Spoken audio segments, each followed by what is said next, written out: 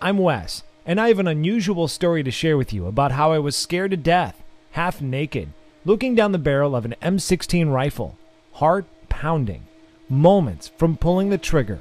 2 seconds from almost being killed, to be suddenly slapped over the head with a bizarre binder that saved the life of Patricia Ron, a 45-year-old out-of-shape woman who had a sudden heart attack caused by symptoms she didn't even know she had, to mysteriously lose over 38 pounds in a few short weeks without a sign of any health problems to save her own life. Yep, you heard me correctly, 38 pounds in a few short weeks, going from this to this, without any surgery, pills, or butt-busting workouts whatsoever.